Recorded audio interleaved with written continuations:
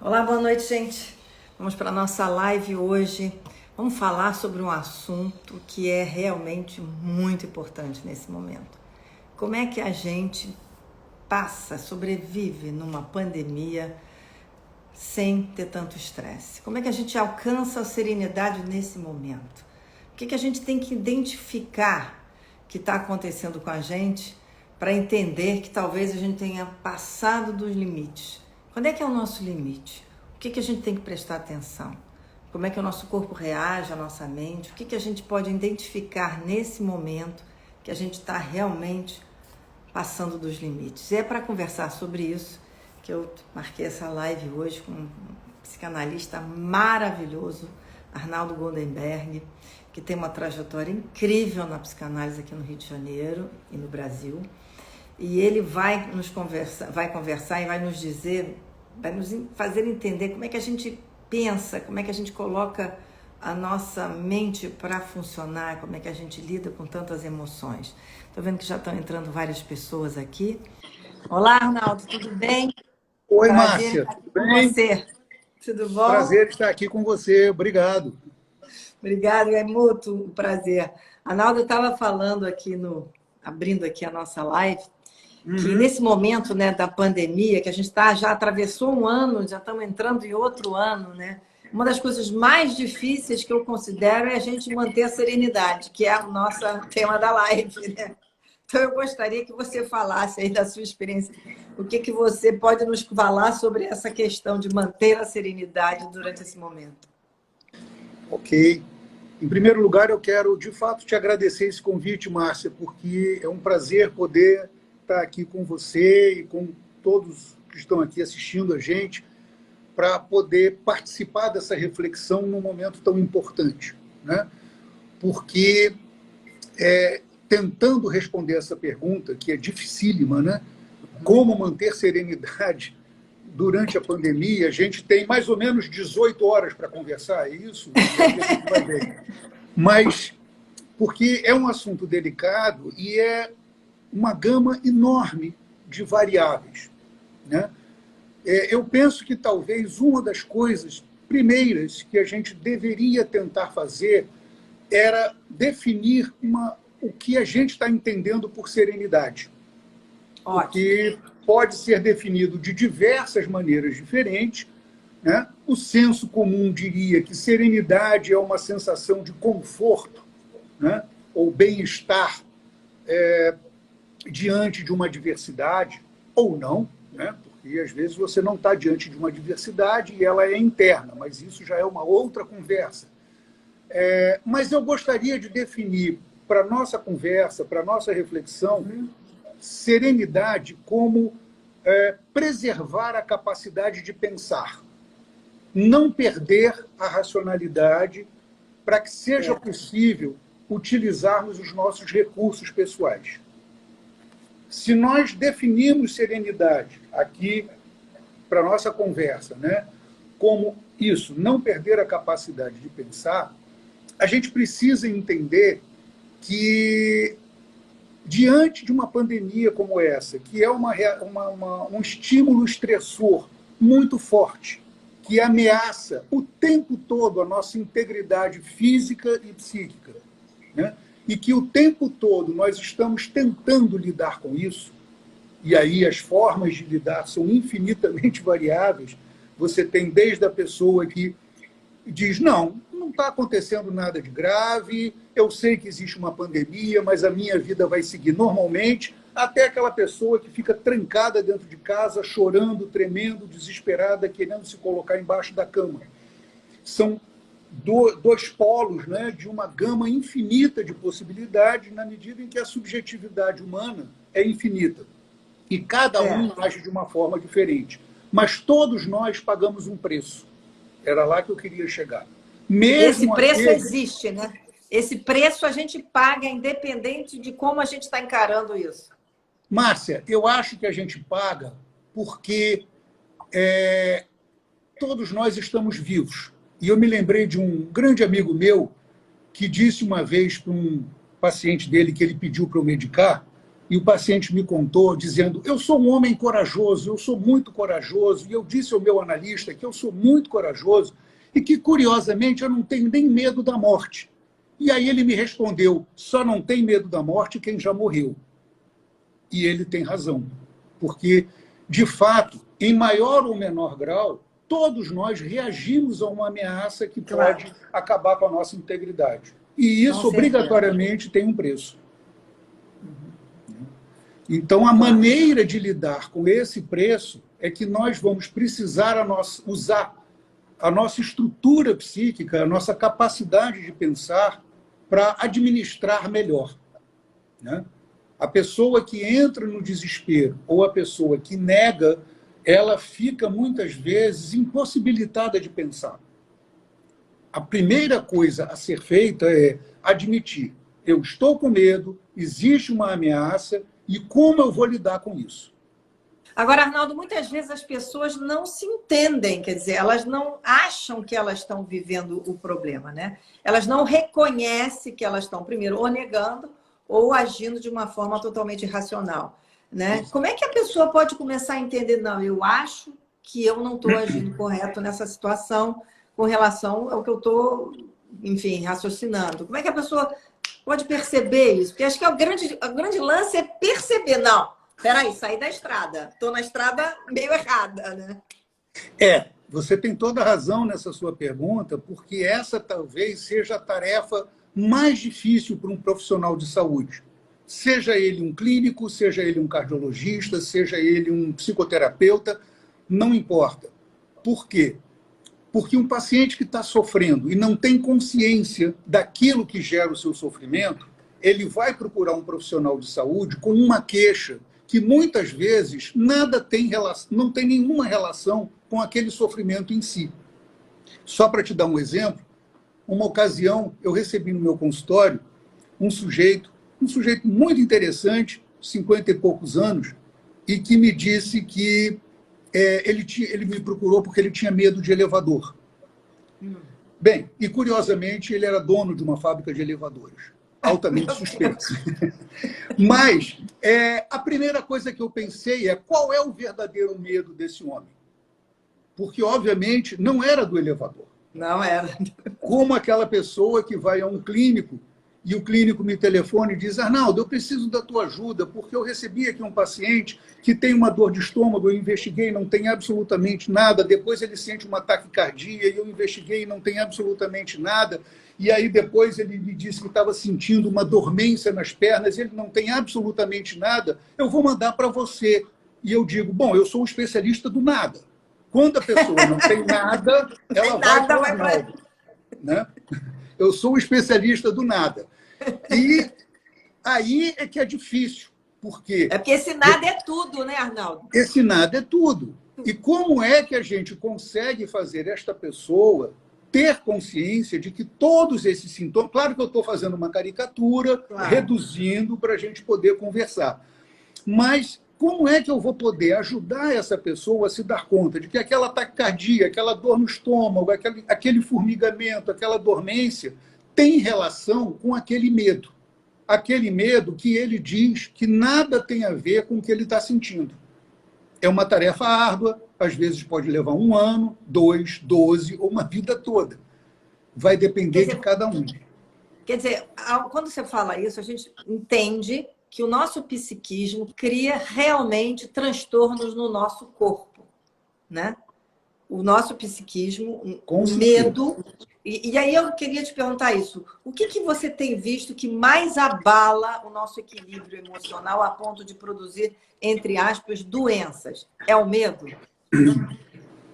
É o medo. É o medo e, principalmente, aquilo com o qual a gente não tem nada o que fazer, como a pandemia, né? E quando a gente tem dificuldade em admitir para nós mesmos a nossa impotência. Porque todos nós somos vulneráveis, todos nós somos impotentes. O difícil é a gente poder sentir essa impotência e sentir essa vulnerabilidade. Porque, na verdade, você não precisa ser louco para construir uma imagem de si próprio de invulnerabilidade.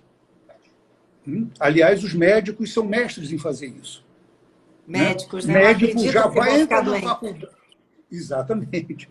Médico já entra na faculdade, no fundo, para criar a ilusão de que não vai morrer. Então, Olha, e todos nós fazemos isso, é natural, né? Porque qualquer um de nós, todos sabemos que vamos morrer um dia. Mas se nós ficarmos com isso presente na nossa mente o tempo todo, nós não conseguimos viver. É desesperador. E essa pandemia trouxe isso, né? Esse confronto com a finitude que pode acontecer de uma hora para outra com você e com aquelas pessoas que você ama, né? Exatamente. Exatamente. A finitude, o tempo todo, nos esfrega no rosto: você é mortal, você é impotente, você é vulnerável, te cuida. E cada um vai lidar com isso de uma maneira diferente. Né? O drama da pandemia é esse. E as pessoas também, as pessoas também têm uma medida de si próprias, às vezes, como você falou da invulnerabilidade, tem assim, ou eu sou muito forte, ou aquilo nunca vai acontecer comigo, né? Sempre acontece com o outro. E aí, quando acontece algo, vem aquele sentimento de que por que comigo, né? Aí a gente pergunta, e por que não com você, né? Porque, não é Exato. isso? Claro. Quando cada um de nós fica doente, né, em maior ou menor grau, sempre aparece essa pergunta que você acabou de fazer, né? Por que eu? Por que comigo? Como se nós acreditássemos que somos especiais, somos invulneráveis e nada vai acontecer com a gente, apesar de sabermos que vai acontecer. É isso que é encantador na nossa subjetividade, né? A gente funcionar em vários níveis diferentes. Em todos nós sabemos que vai acontecer, mas vivemos como se não fosse. Vivemos na ilusão, né, de que naquele momento nós estamos livres desse caminho, que isso ainda não vai chegar tão cedo, né? Exatamente. E como a medicina avançou tanto e a gente tem tantos recursos, isso ficou uma coisa cada vez mais longínqua. E a pandemia veio para mostrar que isso não tem nada de longe, né? Isso pode ser uma coisa muito perto, né? Exatamente. Isso pode acontecer a qualquer momento, com ou sem pandemia. Mas é aquilo que a gente estava conversando há pouco, né? A pandemia nos lembra o tempo todo dessa nossa vulnerabilidade que nós deixamos em segundo plano, até para poder funcionar na vida. Senão nós não funcionamos. Agora, Arnaldo, o que a pessoa tem, como é que a pessoa pode entender? Agora eu estou realmente muito estressada. E o que eu preciso fazer? Essa pergunta é bastante delicada, né? Porque, primeiro, a pessoa, ao perceber que ela está tendo sintomas, né? Ela precisa identificar a origem deles, o que é muito difícil para uma pessoa fazer sozinha. Porque se eu começo a ficar irritado, se eu começo a ficar enfadado, se eu começo a não ter paciência com as pessoas que eu mais amo, que estão à minha volta, né? Se eu começo a achar que a vida está muito difícil, né? É a pandemia. Não, que pandemia nada, é porque eu estou trabalhando demais, é porque eu estou aqui chateado com a minha mulher ou com o meu marido, ou os meus filhos estão dando trabalho, porque a tentativa é sempre de dar uma explicação para algo que a gente possa ter controle. Eu posso resolver o problema com a minha mulher, eu posso resolver com o meu marido, eu posso resolver com os meus filhos, eu posso resolver com o meu trabalho. Mas eu não posso resolver com a pandemia. Né? Então, eu preciso ter a humildade, principalmente, de admitir que existe algo que está muito além das minhas possibilidades e que eu não posso resolver. Isso, sim, é o primeiro recurso que a gente precisa ter em mente para poder lidar com essa adversidade e com os sintomas que ela provoca. Né? Se eu estou sentindo que eu estou diferente, provavelmente é com alguma coisa que eu não tenho como resolver. É com alguma coisa com a qual eu não tenho recursos para lidar. Eu preciso de alguma ajuda. Eu preciso procurar alguém que possa me orientar nesse sentido. E eu repito, isso é um exercício de humildade. Porque Nós todos somos muito arrogantes, até porque nós temos uma arrogância secreta, né, de que nada vai acontecer com a gente. A gente não confessa, mas a gente tem. Tem, não, eu estou protegido, estou protegido. Eu estou protegido, exatamente. E aí, para procurar ajuda, né, a gente precisa dessa humildade, porque é um reconhecimento de que eu preciso de algum suporte. Agora, Arnaldo, quer dizer, você falou que o medo tem sido o mais, né, evidente nessa pandemia, né? Agora, tem uma outra coisa que às vezes me preocupa muito, que é a solidão. As pessoas, mesmo em casa, às vezes com pessoas em casa, estão se sentindo muito solitárias. Eu tenho pessoas que eu conheço, umas já me disseram, não, eu acho que eu estou virando uma ermitã. Eu estou deixando até de ter vontade de falar com as outras pessoas, de tão sozinha que eu estou me sentindo. E essas pessoas, às vezes, me dizem assim, Márcia, eu perdi o propósito de vida, eu já não acho mais graça em nada. O que eu estou fazendo aqui? Não tem nada para fazer, estou em casa, vendo televisão, estou aqui, não estou podendo sair para trabalhar, faço tudo online. As pessoas estão um pouco assim, sem rumo, né, Arnaldo? Sem rumo, exatamente porque estamos todos diante de algo que desconhecemos, por mais que a ciência evolua. Ainda desconhecemos e não temos ainda tantos recursos para lutar contra, né? E você deu 2 exemplos muito bons, Márcia. E de 2 coisas muito perigosas. Talvez a primeira seja mais perigosa do que a segunda. A segunda é essa pessoa que disse, olha, desisti, deixa para lá, eu vou ficar em casa mesmo, não tem nada mais que esperar da vida. E desistência é, como profissional de saúde, aquilo que mais me preocupa. Quando um paciente se mostra desistente, conformado com o seu mal-estar, com o seu desespero, com a sua angústia, eu me sinto completamente impotente para poder ajudar. Por quê? E por isso eu queria sinalizar isso. O desconforto da ansiedade, da angústia, do medo é ruim de sentir, mas é um sinal de alerta que denuncia a capacidade de lutar daquela pessoa que está sentindo. O desistente não luta mais. E no primeiro exemplo que você deu, Márcia, é uma outra coisa grave, porque é aquela pessoa que não desistiu, mas se convenceu de que a vida dela é essa pobreza mesmo. Então, a pandemia acaba e ela continua empobrecida, por vários motivos. A pandemia apenas foi o gatilho que disparou esse terreno fértil que ela já tinha para uma vida empobrecida. E eu vejo isso acontecer. Pessoas que estão achando ótimo, né, não ter contato com mais ninguém, não ter que fazer nada, não ter que procurar nenhum lazer maior ou nenhum tipo de atividade mais produtiva para ela, né? Produtiva em qualquer sentido, não é profissional, em qualquer sentido, pode ser prazeroso, né? Parou de lutar. Esse é o desistente silencioso. Nossa. É a pessoa que se acomodou sem sofrimento. A sua segunda amiga ainda é capaz de procurar uma ajuda. A primeira, não. Ela fica lá, parada. E essa a gente não consegue ajudar. A não ser que alguém consiga provocá-la. Olha só, minha querida, isso está errado. A vida é grande, tem muita coisa para você fazer. Tem muita coisa para realizar. Né? Não se acomode. Pois mesmo eu que acho... aparentemente você esteja bem. Desculpe te interromper. Não, imagina, eu te interrompi. O Arnaldo, porque as pessoas... eu acho que uma das coisas mais difíceis de se você conseguir dentro de um isolamento, né? É evidente que a gente sabe que tem pessoas que não fazem isolamento nenhum, né? Que a gente sabe, que a gente vê muitos jovens que aquilo da pandemia nem está batendo nele. Mas quem está no grupo de risco, né? Que são as pessoas com mais idade, vamos dizer assim, essas se sentem, às vezes, sem chances de recomeçar. E essa questão dessa capacidade de recomeçar, de ressignificar, é que eu acho que é a coisa mais difícil nesse momento. E eu não sei como um psiquiatra, um psicanalista pode ajudar nessa hora a encontrar esse ressignificado na vida. Né?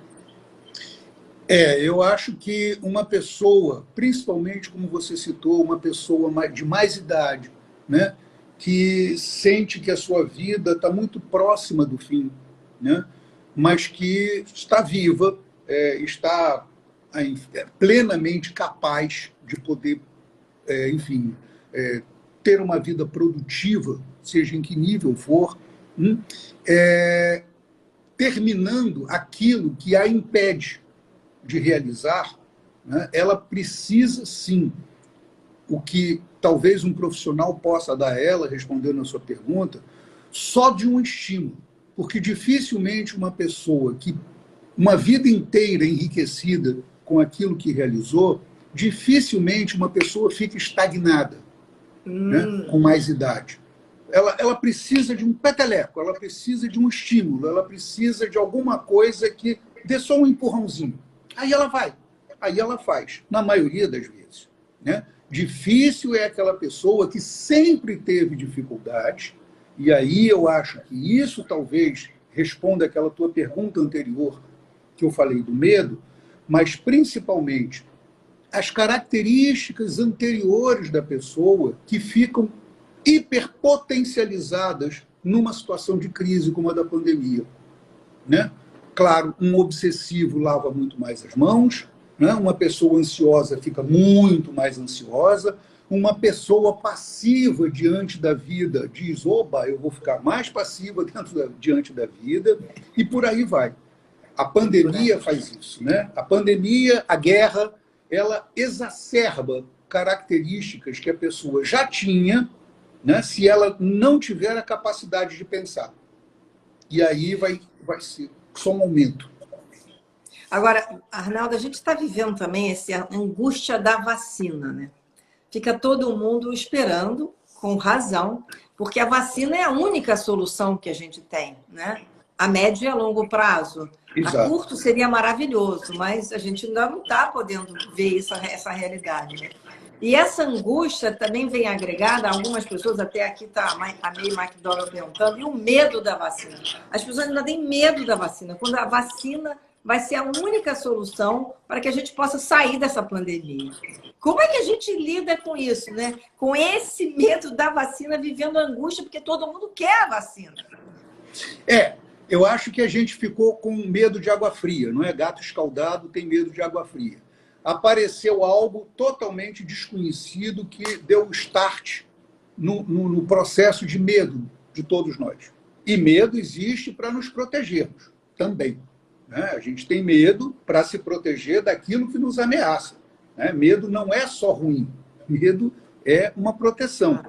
Agora, vem a solução.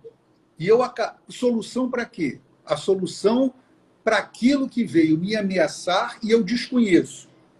A solução, será que ela é confiável? Será que ela é conhecida? É razoável que haja uma desconfiança. O que não é razoável é o que eu me recuse a ouvir quem entende a respeito daquilo que eu temo para que eu possa usar aquilo com segurança. Porque também tem isso. O nosso corpo, a nossa mente, é de um poder infinito, né? Eu já vi pessoas que tomaram um determinado remédio com um colega, muito bem prescrito, e que não fez efeito algum, e veio a mim, e eu dei o mesmo remédio, porque era o mais indicado e fez efeito comigo. Eu sou melhor do que o outro? Não.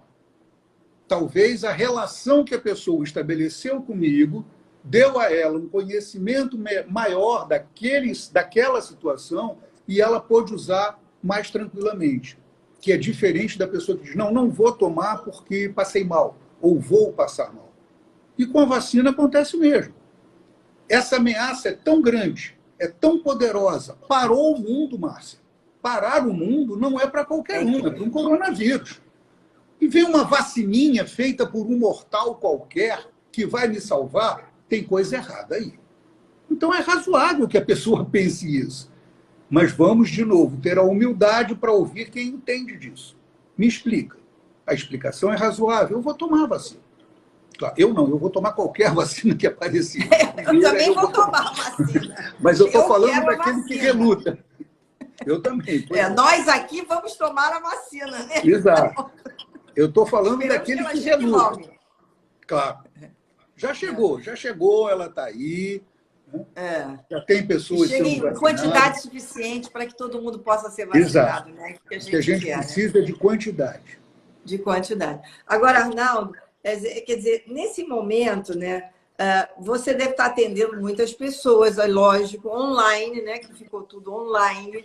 É E as verdade. queixas, as pessoas estão mais desencontradas, porque a gente está vendo uma polarização muito grande, né? É um outro fenômeno que eu acho que ficou muito exacerbado, já existia nas redes sociais, mas ficou muito exacerbado, né? Eu acho que as Uhum. pessoas estão assim muito pouco assim, não sei se a palavra certa é essa, compassivas, tolerantes, sabe? Se elas estão assim muito assim fazendo o seu julgamento muito duro o tempo todo. Como é que você está vendo isso? É difícil, né, a gente poder ter uma clareza do que está acontecendo, porque existem várias hipóteses, existem várias construções a respeito do que está acontecendo, mas o mundo, de fato, está muito polarizado na medida em que o mundo mudou muito, não é, Márcia? Né? Nós viemos da modernidade. Na modernidade, nós tínhamos aquele ideal da relação com o outro, né? Enfim, da construção, da produção, do trabalho, da vida conjugal. Mas o mundo mudou. Hoje, você, na pós-modernidade, no mundo contemporâneo, você não tem muito definido qual é a sua meta. Né? Para nós, então, que vivemos muito no século passado, é muito mais difícil a gente conseguir se adaptar ao mundo pós-moderno. Né? O mundo contemporâneo traz muito mais dificuldade. Então, a gente acaba tendo mais resistência para se adaptar a ele. Eu não sei se eu acabei atrapalhando a resposta, porque você fez a pergunta e eu desviei para a pós-modernidade. Porque é que isso vem me encantando. E é o que eu tenho visto muito no consultório. Né? A dificuldade de se adaptar ao mundo que mudou. E isso leva as pessoas a terem muita resistência ao pensamento do outro? Exato. Leva a ter resistência e por isso mesmo tenta se agarrar de uma forma tão rígida ao pensamento que você conhece e não se flexibiliza ao do outro. Então eu nego que o pensamento do outro pode ter alguma coisa boa e ao invés de aproveitar e somar, eu acabo agarrado ao que eu acredito. Eu creio que muito do mundo que a gente está vivendo, né, do bom e do mal, né, que a gente está vivendo isso, né, esse maniqueísmo que voltou a acontecer, tem muito a ver com isso. Eu quero algo que eu conheça, que eu tenha certeza, que eu domine e que eu sei que funciona. O que você pensa não me interessa. Eu não quero saber o que você pensa porque é novidade. E novidade abala a minha certeza. Então, eu quero certezas. E outra coisa assim que também sempre eu me pergunto quando eu vejo assim, as pessoas estarem sempre muito individualistas, né? Até uma pessoa aqui, o individualismo da pós-modernidade, as pessoas estão muito individualistas, né? Esse sentimento de eu quero ser feliz de qualquer forma, não importa. Acho que isso tem levado as pessoas a um extremo muito grande. E quando chega uma situação como essa, agora eu quero fazer tudo que eu sempre quis. Agora acabou, agora tirei a fantasia, rasguei o pano, vou em frente, né? Acho que as pessoas ficaram muito também nessa motivação de agarrar tudo que podem da vida nesse momento, né? E é porque esse conceito, né, do poder mudou também, né, Márcia? Eu venho de uma geração onde você tinha limites muito claros.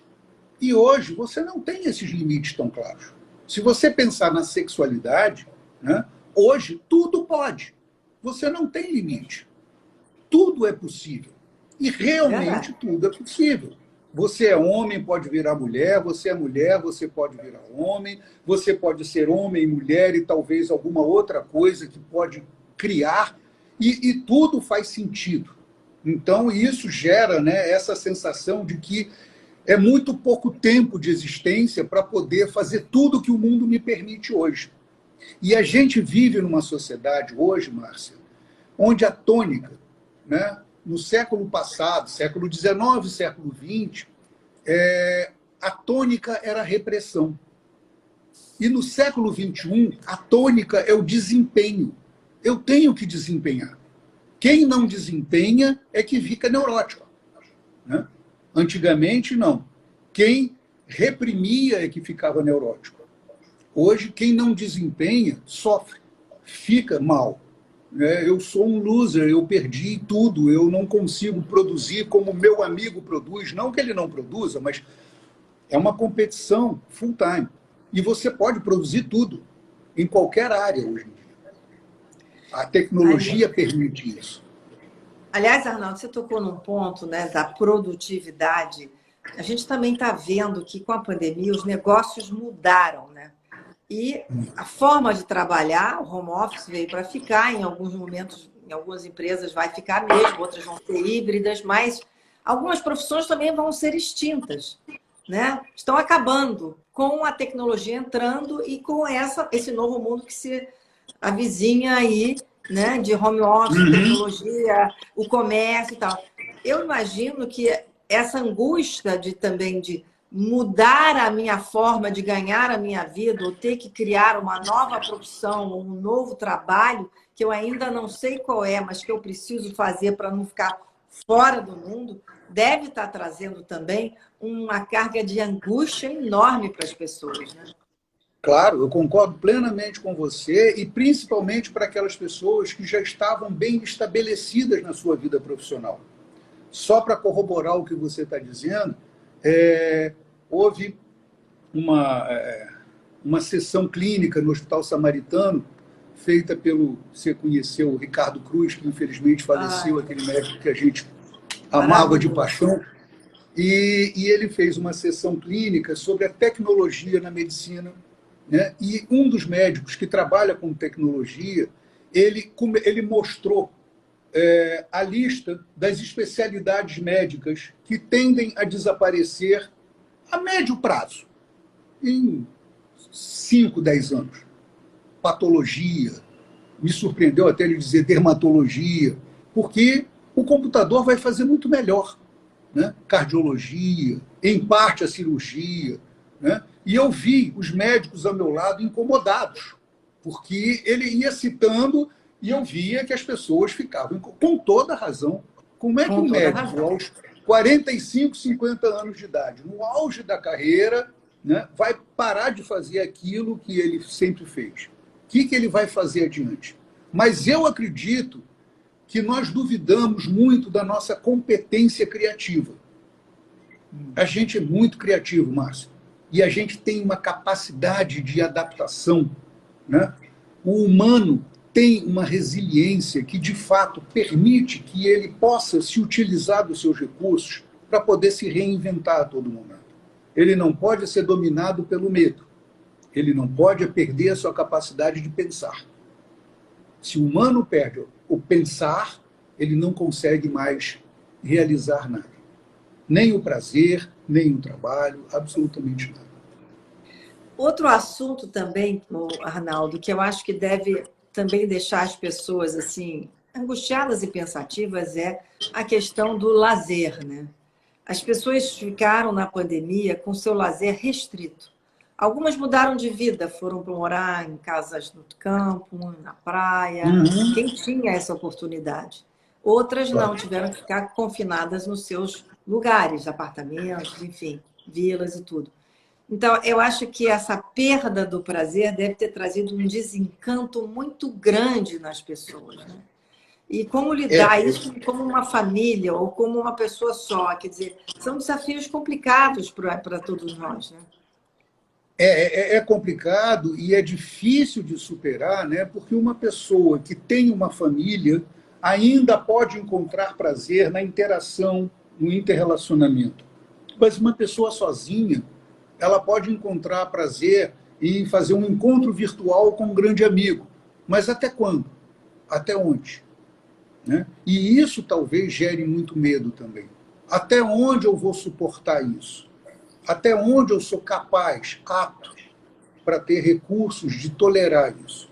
Claro, eu sou criativo, eu vou usar o que eu conheço e o que eu entendo para inventar lazer, prazer, relacionamentos. Mas até onde?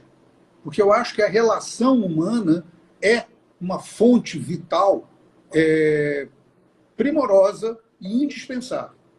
Pelo menos por enquanto, porque pode ser que mude, mas no momento a relação humana é fundamental. E isso fica muito restrito durante a pandemia. Claro, a gente sabe que a gente vai usando da nossa criatividade, faz encontros virtuais, faz uns encontros assim rápidos com amigos, mas até onde isso vai ser possível? É a pergunta que o tempo todo permeia, né, a nossa mente. A gente fica... É verdade. Arnaldo, a gente falou aqui do prazer da distração, do lazer, mas a relação humana, quer dizer, a relação entre as pessoas, a relação romântica, sexual, a relação entre os casais, isso, como é que você está recebendo no seu consultório as queixas e os problemas? Como é que tem sido isso, Arnaldo? É curioso, eu tenho ouvido muitas coisas diferentes. Eu tenho ouvido pessoas que redescobriram a sua sexualidade com o seu parceiro, né? Eu tenho ouvido pessoas que perderam, né, o interesse pelo parceiro, uma intimidade muito maior que desgastou a relação, desencantou a relação, né? E eu tenho ouvido pessoas que lamentam muito o tempo todo. E eu brinco dizendo, você o tempo todo está tendo relação sexual com o teu lamentar. Vamos mudar de parceiro, porque o teu lamento não é um bom parceiro, porque não está usando de novo. Esse até é um bom exemplo de uma pessoa que tinha perdido a sua capacidade de pensar, porque lamentava que não podia mais exercer a sua sexualidade prazerosamente como sempre fez, né? Mas toda a sessão lamentava. Na primeira, na segunda, na terceira. Eu falei, olha só, desculpa, você está aí tendo relações o tempo todo com o seu lamento. É mesmo. Voltou a pensar. Seja criativo. O mundo permite hoje, já que tudo pode, você tem infinitas maneiras de poder novamente resgatar a tua sexualidade. O que não falta são recursos. Aliás, Arnaldo, parece que os sites de relacionamento cresceram muito na pandemia, porque virou uma ferramenta para as pessoas se encontrarem, né? Claro, claro, claro.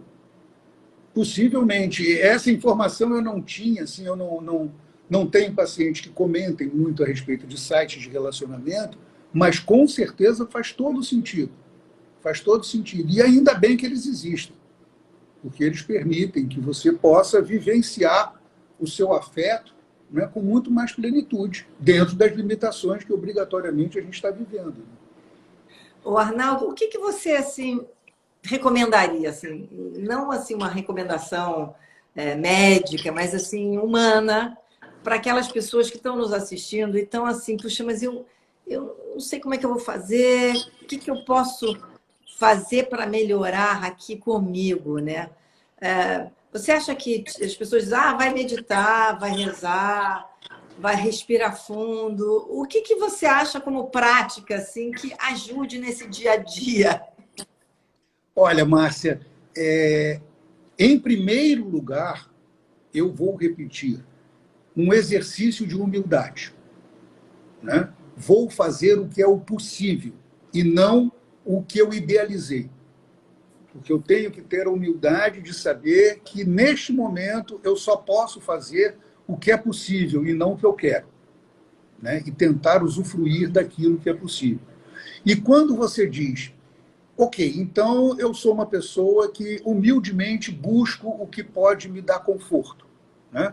Eu devo o quê? Rezar, meditar, fazer terapia. Eu vou te dizer uma coisa. Graças a Deus eu fiquei velho, eu aprendi muita coisa.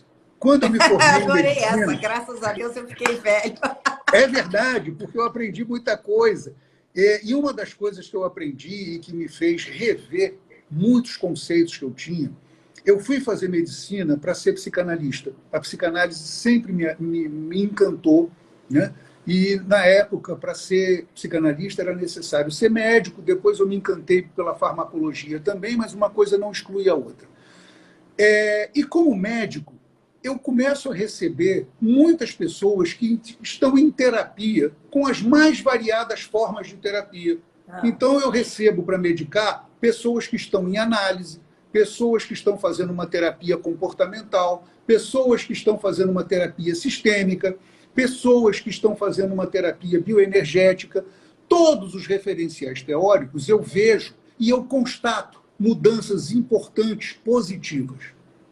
Então, eu aprendi que eu adoro o construto teórico da psicanálise, mas qualquer terapia, no meu entender, isso não é uma informação científica, Já entendi. É uma conclusão minha.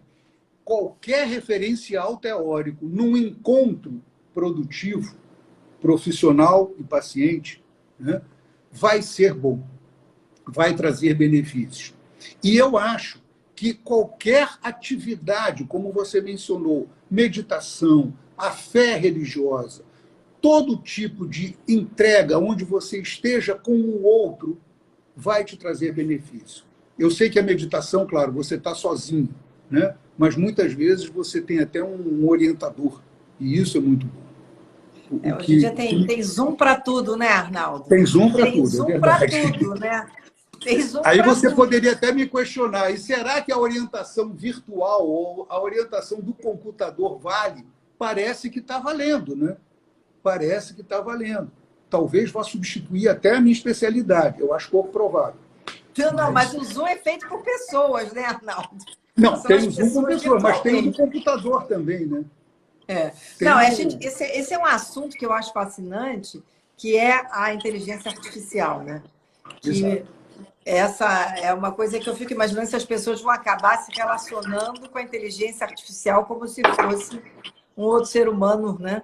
Se a inteligência vai acabar entrando na nossa vida dessa forma, né? Só fazer um comentário rápido.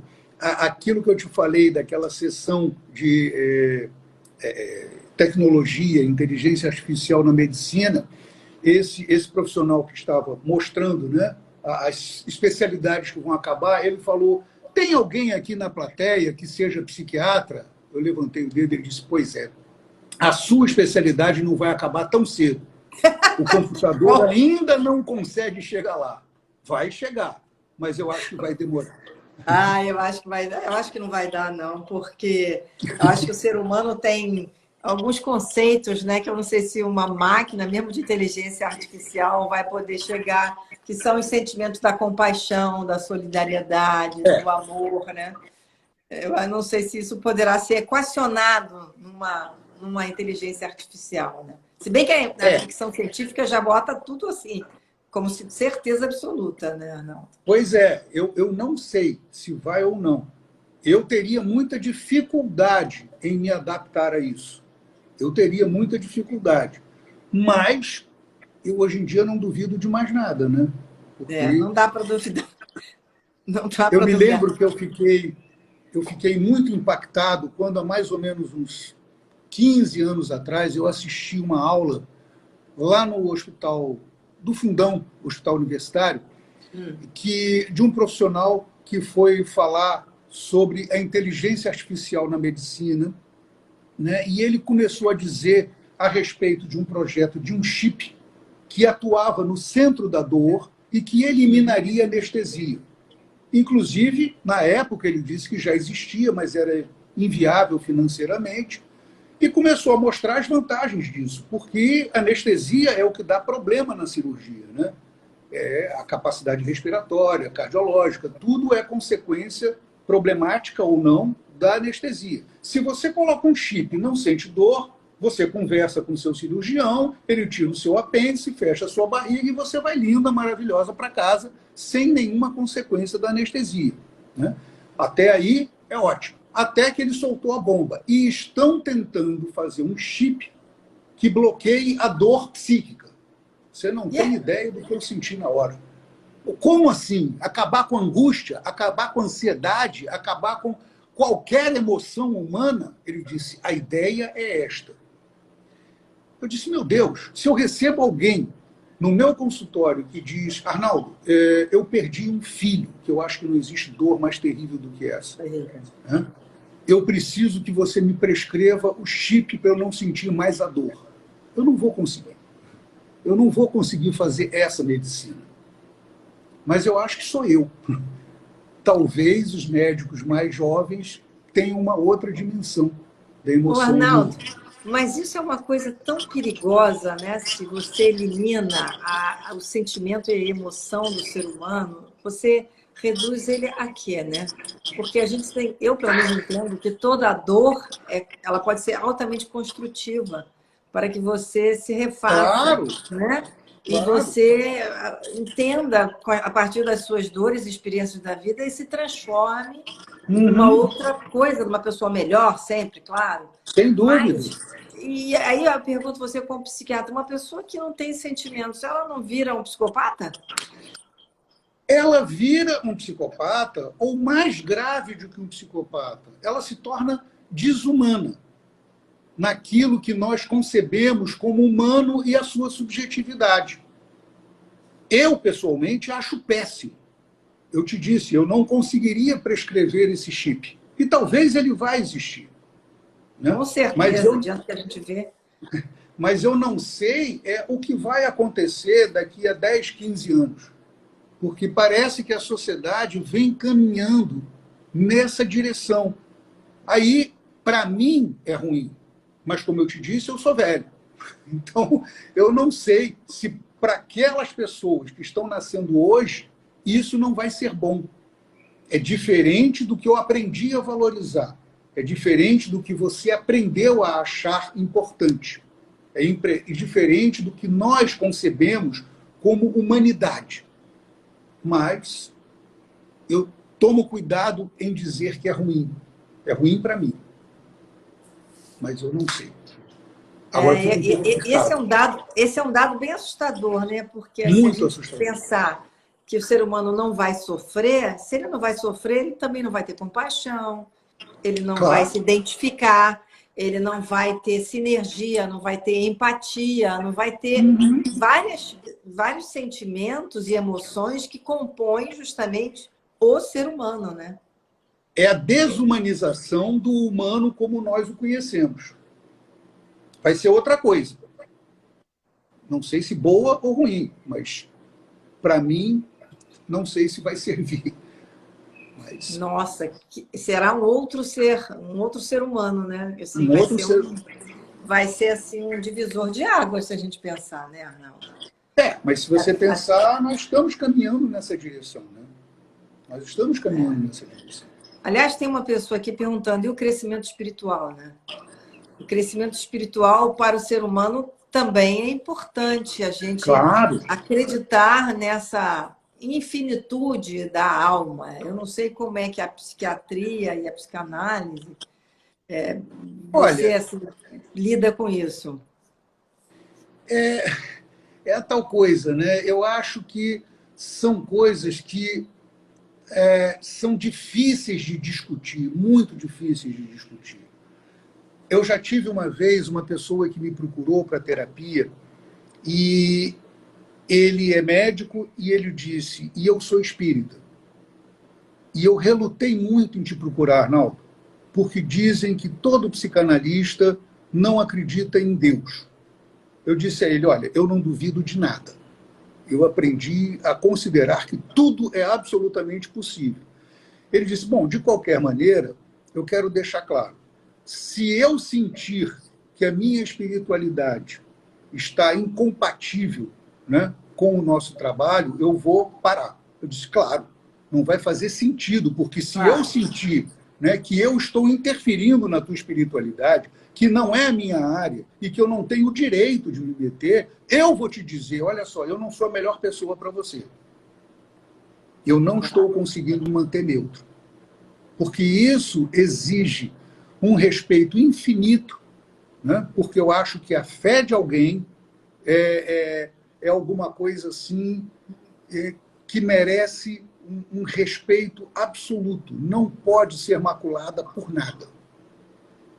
Não pode ser maculada por nada. Claro, a gente tem que evitar aquele excesso, né? Aquela coisa que faz, de novo, você parar de pensar. Mas fé não é parar de pensar. Fé é algo que você não define e que você sente como um conforto que não pode ser explicado. É verdade.